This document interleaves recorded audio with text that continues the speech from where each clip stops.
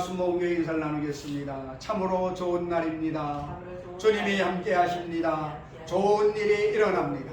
기적이 일어납니다. 할렐루야.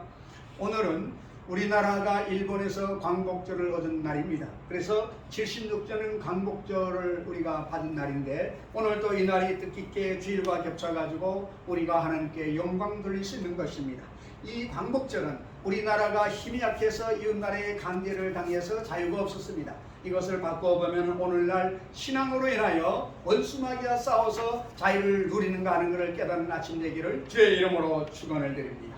합독한 말씀 요한복음 9장 1절로 7절 말씀을 가지고 고난은 하나님이 예비하신 무대이다, 이 제목으로 말씀의 은혜를 나누겠습니다. 예수님이 제자들과 함께 길을 가시는데 한 시각장애인이 한 푼 주십시오, 한 푼 주라며 말하며 동냥을 하고 있었습니다. 그러나 제자들이 예수님께 주님, 이 사람이 장애된 것은 자기 죄가 많아서 그렇습니까? 부모가 죄가 많아서 그렇습니까? 라고 물었습니다. 당연히 그때 사람들은 병이 들면 자기 죄 때문에 그렇든지 부모의 죄 때문에 병이 들었다고 생각하는 것이 전통적인 생각이었습니다. 예수님이 고개를 흔들면서 이 사람의 죄도 아니고 부모의 죄도 아니라 하나님의 영광을 나타내시기 위해서 이렇게 하신 것이다 라고 말씀하셨습니다. 우리가 생각하기에는 너무나 깜짝 놀랄 일인 것입니다. 우리의 삶 중에도 체험하는 많은 크고 작은 고난이 하나님의 영광이 나타나기 위한 무대라는 것을 우리가 알고 살아가야만 되는 것입니다. 촛불의 밝기를 시험해 보기 위해서는 밤이 와야만 되는 것입니다. 어두운 곳에 빛이 필요한 것처럼 우리에게 고난이라는 무대가 있기 때문에 거기에 하나님이 나타나실 수가 있는 것입니다. 첫째로 성경은 출애굽 때 홍해가 갈라진 예를 우리에게 말씀하고 있습니다. 하나님께서 이스라엘 백성을 애굽에서 인도하여 홍해를 건너게 할 때 홍해 저 이편에는 갈대의 밭이라고 있었습니다. 물이 얕고 갈대숲에 많은 갈대의 바다가 있었습니다. 그 홍해 이편으로 인도해서 갈대아 바다를 건널 수가 있었습니다. 그랬더라면 홍해가 갈라지는 기적이 일어날 필요도 없고 그런 요란스러운 역사가 일어날 필요도 없었을 것입니다. 그런데 하나님이 이스라엘을 애굽에서 인도하여 내실 때 홍해 저 북편에 갈대의 바다를 통해서 건너가게 하지 아니하고 넓고 깊은 곳으로 인도하였던 것입니다. 왜 하나님께서 구태여 이스라엘 백성들을 이와 같이 멀고 깊은 곳으로 인도하였을까요? 그래야 하나님이 홍해를 가르는 기적을 나타낼 수가 있기 때문인 것입니다. 하나님은 홍해의 정면 아주 깊은 곳을 택하여 그 홍해가에 진을 치게 한 것입니다.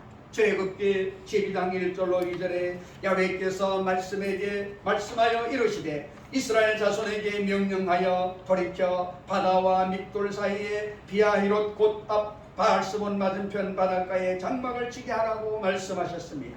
모세가 마음대로 홍해 가운데로 이끌어온 것이 아님을 말씀하고 있는 것입니다. 하나님이 그곳에 데리고 와서 장막을 치게 하셨습니다. 왜냐하면 그곳은 배를 타고 건널 수도 없고 바지를 걷어 올리고 건널 수도 없는 것입니다. 물이 굉장히 깊고 저쪽 건너편과 이쪽의 거리가 굉장히 먼 것입니다. 이러므로 인간의 힘으로는 도저히 건널 수 없는 그곳에 와서 천막을 치도록 만들어 놓으신 것입니다. 이래야만 하나님이 홍해를 가를 때 정말 하나님이 역사하는 표적이 나타나기 때문인 것입니다. 우연히 일어나는 것이 아닙니다. 하나님이 무대를 만드신 것입니다. 하나님이 그 다음 바로의 마음을 강팍하게 하사 대군을 이끌고 이스라엘 백성을 추격하게 한 것입니다. 성경에 그렇게 말하고 있는 것입니다. 출애굽기 14장 8절로 9절에 야훼께서 애굽왕 바로의 마음을 완악하게 하셨으므로 그가 이스라엘 자손의 뒤를 따르니 이스라엘 자손이 담대히 나갔습니다. 애굽 사람들과 바로의 말들, 병거들과 그 마병과 그 군대가 그들의 뒤를 따라 바알스본 맞은편 비아히롯 끝 해변 그들의 장막친 데에 미치니라고 말씀하고 있습니다. 하나님께서 바로의 왕을 강팍하게 해서 그 대군을 거느리고 이스라엘의 장막친 그 홍해가로 습격해 오도록 역사하셨다는 것입니다. 하나님이 만든 무대인 것입니다. 이스라엘 백성을 사람의 힘으로 못 건널 홍해가에 진치게 하시고 난 다음 바로의 마음을 강팍하게 해서 대군을 이끌고 이스라엘 백성을 공격해 오도록 하나님이 섭리하신 것입니다. 이스라엘이 절대절명위기에 처했을 때 하나님이 구원을 베풀어야 진짜 구원이 되고 그것이 성경에 기록되어 우리에게 읽혀지고 하나님의 그 능력을 깨달아 알게 만들어 주는 것입니다. 이러므로 고난이 우리에게 큰 축복이 될 수 있는 것은 고난을 통해서 하나님의 영광이 나타나기 때문인 것입니다. 미국의 소기왕 록펠러는 이렇게 말했습니다. 나는 재난이 일어날 때마다 그것을 좋은 기회가 되게 하려고 노력을 했습니다. 우리가 세상을 향해 가지 않고 하나님을 향해 한 걸음 다가가면 하나님께서는 우리를 향해 두 걸음 다가오십니다. 어려움을 당할 때 우리가 먼저 하나님께 나아가면 하나님께서는 더욱 충만히 응답해 주신다는 것입니다. 고난을 당할 때 우리는 하나님께 나아가야 합니다. 고난을 통해 하나님의 뜻과 섭리를 체험할 수 있기 때문인 것입니다. 지금 우리 한국이 고난 가운데 있습니다. 전 세계가 고난 가운데 있습니다. 경제적인 고난에다가 사회적인 혼란, 여러 가지 어려움, 북한의 도발, 일본의 독도 영유권 주장, 코로나19 폭염 등 여러 가지 어려운 환란이 우리를 다 감싸고 있는 것입니다. 이 고난 동안에 우리가 해야 될 것은 하나님을 찾으면 하나님이 영광을 나타낼 무대가 될 수 있다는 것을 알아야 되는 것입니다. 이때 하나님을 찾지 않고 우리가 원망하거나 불평하고 탄식하면 고난은 고난대로 우리를 도적질하고 죽이고 멸망시키고 하나님은 하나님대로 우리를 멀리 떠나 계시고 모든 것이 절망이 될 것입니다. 그러나 고난이 다가올 때 고난을 영광으로 변화시킬 하나님을 찾고 하나님을 바라보고 하나님께 부르짖으면 하나님이 고난을 무대로 삼아서 그 영광을 나타내는 역사를 베풀어 주시는 걸 믿으시기를 주의 이름으로 축원을 드립니다. 두 번째로 나사로의 부활에 관해서 말씀하고 있습니다. 나사로가 병들어 죽었을 때 너희들이 예수님께 연락을 했습니다. 예수님이 요단강 저편에 있었기 때문에 당신이 사랑하는 자가 병들었으므로 와서 고쳐달라고 부탁을 했는데 예수님은 그 부탁을 받고도 이틀 동안이나 있는 곳에 계시면서 배단으로 오지 않으셨습니다. 요한복음 11장 6절로 7절에 나사로가 병들었다 함을 들으시고 그 계시던 곳에 이틀을 더 유하시고 그 후에 제자들에게 이르시되 유대로 다시 가자 하시니라고 말씀하십니다. 왜 예수님께서 이틀을 더 머물고 계셨습니까? 나사로가 죽을 때까지 기다린 것입니다. 무덤에 들어갈 때까지 기다리셨습니다. 죽어야 부활을 시키는 기적을 나타낼 수 있기 때문인 것입니다. 요한복음 11장 4절에 예수께서 들으시고 이르시되 이 병은 죽을 병이 아니라 하나님의 영광을 위함이요 하나님의 아들이 이로 말미암아 영광을 받게 하려 함이라 하시더라고 말씀하고 있습니다. 나사로가 죽은 것은 하나님의 영광을 위한 것이요 하나님의 아들이 영광을 나타내기 위한 무대인 것을 알 수가 있는 것입니다. 마르다와 마리아는 이해할 수가 없었습니다. 큰 불행이요 큰 고통인 줄 알고 탄식하고 통곡하고 먹지도 못하게 되었는데 예수님은 그렇게 되기를 기다리고 계신 것입니다. 어둠이 와야 빛이 비치듯이 죽어야 살리는 역사를 베풀기 때문에 예수님이 죽은 자를 살렸다는 기록을 남기기 위해서는 죽은 사람이 있어야 되고 나사로가 죽어서 무덤에 들어간 지 나흘이 되어 썩은 냄새가 나는 나사로를 살렸기 때문에 예수님이 훗날에 만민을 부활시킬 수 있는 하나님이라는 것을 증거할 수가 있었던 것입니다. 요한복음 14장 14절로 15절에 예수님께서 나사로가 죽도록 한 목적을 분명히 말씀하고 있는 것입니다. 이에 예수께서 밝게 이르시되 나사로가 죽었느니라 내가 거기 있지 아니한 것을 너희를 위하여 기뻐하노니 이는 너희로 믿게 하려 함이라 그러나 그에게로 가자 하시니라고 말씀하고 있습니다. 우리에게 믿음을 주시기 위해서 하나님이 고난을 허락해 주신 것입니다. 아무리 예수 안 믿는 사람도 죽을 병에 걸려 모든 의학이 다 필요 없을 때 회개하고 돌아오면 주님이 고쳐주십니다. 사업을 망해서 완전히 빚더미에 올라앉아 걸벗고 굶주리고 절망에 쳤을 때 회개하고 주님께 돌아와서 주님이 문제를 해결해 주시면은 그 사람은 평생의 죄의 영광을 바라보고 찬미하고 감사하고 주를 믿게 되는 것입니다. 고난이 그리스도를 만날 수 있는 기회가 되고 시련이 하나님을 체험할 수 있는 기회가 되는 것입니다. 그렇기 때문에 고난과 환난과 시련과 고통은 하나님을 찾게 하는 하나님의 섭리요 하나님의 무대라는 것을 알아야 되는 것입니다. 하나님이 예비하신 무대가 바로 우리에게 더 고난이라고 하는 것을 알게 되시기를 주의 이름으로 축원을 드립니다. 세 번째로 고난의 무대, 예수님의 생명이 나타나기 위함이라고 말씀하고 있습니다. 고난의 무대는 예수님의 생명이 나타나기 위한 것이라고 성경은 밝히 말씀하고 있습니다. 고린도후서 4장 11절에 우리 살아있는 자가 항상 예수를 위하여 죽음에 넘겨줌은 예수의 생명이 또한 우리 죽을 육체에 나타나게 하려 함이라고 말씀하고 있습니다. 살아있는 자가 항상 죽은 것과 같은 고통에 넘겨지는 이유는 예수의 생명이 우리에게 나타남을 보여주기 위한 것이라고 말씀하고 있습니다. 예수님의 생명이 아무리 영광스럽고 아름답고 힘있고 복되다고 할지라도 그것을 나타내기 위해서는 우리가 죽어야 되는 것입니다.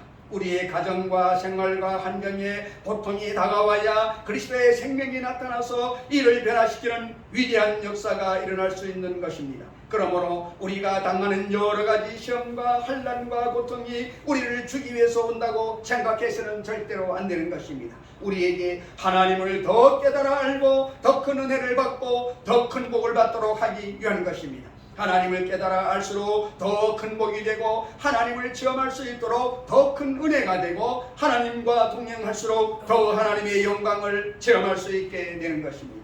하나님이 아무리 권세와 능력과 영광이 많아도 나타나기 위해서는 무대가 만들어져야 하나님의 영광이 나타나는 것입니다. 주님의 영광을 나타내기 위하여 우리에게 무대가 필요한 것입니다. 세계적인 교회 여의도 순복음교회 조용기 목사님께서 17살 때에 폐병에 걸려 죽게 되었을 때 목사님은 엄청난 시련이었다고 회고하고 있습니다. 한창 청문의 꿈을 품고 열심히 공부하여 앞날을 향하여 달리다가 폐병에 걸려서 피를 토하고 쓰러져서 낙오자가 되었습니다. 한국전쟁 이후라 치료도 받지 못하고 병원에 입원할 수도 없고 죽을 날만 기다리게 되었습니다. 그런데 그러한 절망이 아니고는 두터운 불교 집안이 그 벽을 뚫을 수가 없었습니다. 절대로 예수 믿는 것이 허락되지 않았습니다. 예수쟁이는 한 걸음도 집안에 들어오지 못합니다. 그런데 목사님이 죽게 되니까 별도리가 없었습니다. 그때야 하나님 날 살려주시라는 고백이 나왔습니다. 그래서 예수 믿는 사람이 와서 목사님에게 전도하게 되고 성경을 전달할 수가 있게 된 것입니다. 그때는 한없는 불행이었습니다. 그러나 세월이 흘러 이제 86세가 되어서 뒤를 돌아보니 환하게 보인다는 것입니다. 주님께서 보여주시는 것 보면 그때 제가 폐병이 안 걸렸으면 예수 믿게 되지 않고 우리 집안 식구들도 다 구원받지 못했을 것이고 제가 목사도 안 되고 천국 천만국에 나가 복음도 전하지 못할 것이라고 고백을 하고 있는 것입니다. 그때 사람들이 볼 때는 절망인 폐병에 걸렸기 때문에 모든 것을 잃을 수가 있었다는 것입니다. 그 폐병을 걸리게 만들어주신 하나님은 무대를 마련해 주신 것입니다. 이 목사님을 거쳐서 살아계신 하나님을 만나게 해주시고 은혜를 받아서 신학교에 들어보게 하고 그래서 하나님의 종이 되고 말씀을 증거할 수 있게 만들 수 있는 무대를 만들어 주셨다고 고백하고 있는 것입니다. 그러나 얼마나 감사한 것입니까? 세월이 지나가 보면 알 수가 있는 것입니다. 우리가 고난을 당할 때 그때는 원망스럽고 불평하고 탄식하지만 시간이 지나고 뒤를 돌아볼 때면은 하나님이 나에게 큰 복을 주시려고 영광을 나타내셔서 나를 만나고 나를 더 깊이 믿을 수 있게 만들기 위해서 그렇게 하셨구나 라고 느끼게 되실 것입니다. 주님께서 고난당하신 것은 우리를 살리고 더 큰 영광을 주시기 위해서 죽음을 체험하게 하는 것입니다. 고린도후서 4장 14절에 주 예수를 다시 살리시니가 예수와 함께 우리도 다시 살리사 너희와 함께 그 앞에 서게 하실 줄을 아노라고 말씀하고 있습니다. 우리를 다시 살리는 역사를 베풀기 위해서 우리에게 여러 가지 죽음을 체험하게 주님께서 허락해 주신다는 것을 우리는 알아야만 되는 것입니다. 오래전 영국 사이스웨스의 한 작은 탄광촌에서 갱도가 무너져서 14명의 광부가 갱 속에 갇혀있게 되었습니다. 그래서 이 광부를 찾는다고 바깥에서 그 무너지는 흙더미를 뒤지는데 어디에 갇혔는지 도무지 알 수가 없었습니다. 나흘 동안 파헤쳤으나 광부가 어디 매몰드는지 알 수가 없어서 포기하려고 하는데 그때 조용한 노래소리가 들려옵니다. 그래서 귀를 기울여 보니까는 예부터 도움되시고 내 소망 되신 주 이 세상 풍파 중에도 늘 보호하시니 예부터 도우시고 내 소망 되신 주 일평생 지나갈 동안 늘 보호하소서 찬송가 438장을 부르는 소리가 들려왔다는 것입니다. 그래서 그 찬송 소리가 들리는 곳으로 파헤쳐 들어가서 광부들을 발견했는데 갱도에 갇힌 사람 14명이 하나님 앞에 기다리면서 나흘 동안 밥도 먹지 못하고 물도 못 마시면서 기도하고 찬송을 부르고 하나님을 기다리고 있다는 것입니다. 그들이 기다린 것은 다른 구조원을 기다린 것이 아니라 하나님이 도와줄 것을 기다리고 하나님께 찬송을 부르면서 기다렸는데 그 찬송 소리가 바깥의 구조원들을 이끌어서 그들을 구원받게 만들어준 것입니다. 한 사람도 남김없이 생명을 얻게 되었다는 것입니다. 고통 가운데 계십니까? 감사하고 찬양하며 사람도 멸망받기를 원치 않으시는 분이신 것입니다. 더구나 하나님을 믿고 구원을 받은 사람은 하나님의 눈동자처럼 사랑하시는 것입니다. 그러므로 하나님께 부르짖고 감사하며 기다리는 자를 주님께서 때가 늦지 않게 찾아와 주신 것을 믿으시기를 바랍니다. 우리가 감당치 못할 시험당함을 원치 아니하시고 하나님은 믿고사 시험당할 때 피할 길을 내사 우리로 능히 감당케 하신다고 성경은 우리에게 말씀하고 있는 것입니다. 허드슨 테일러 선교사가 중국 양주에서 선교할 때의 일인 것입니다. 선교사들의 활동이 활발해지자 양주의 학자들과 일부 군인들이 들고 일어나서 그들에게 돌멩이를 던지고 선교사들을 죽이고 큰 시련과 환란이 다가왔습니다. 이 순간에 이 소식이 영국에 전파되어 결국 국가 간의 큰 문제로 확대되었습니다. 게다가 영국 정부에서는 허드슨 테일러를 골칫거리로 생각하여 정부에서 허드슨 테일러를 박대하고 영국에서 보내는 선교원금도 못 보내게 해서 큰 시련에 빠지게 되었습니다. 허드슨 테일러는 200여 명의 선교사를 거느리고 선교사역을 하고 있는데 재정적으로 심각한 문제에 걸려서 일용할 양식을 얻을 수가 없는 상태가 되었습니다.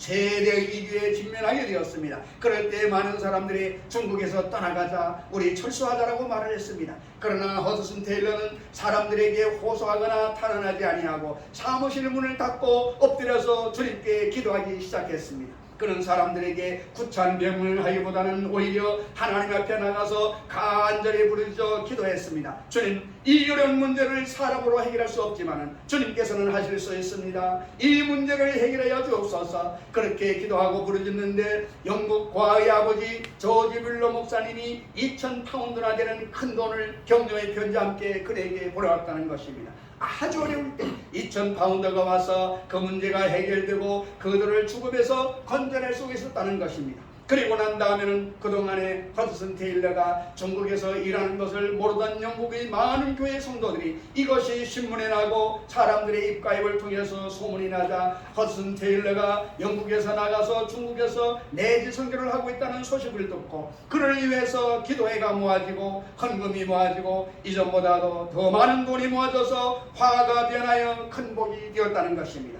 하나님은 우리가 감당치 못할 시험 당하기를 원치 아니하시고 시험을 당할 때는 피한 길도 예비하사 우리로 능히 감당케 하시고 하나님의 영광을 체험하게 만들어 주시는 것입니다.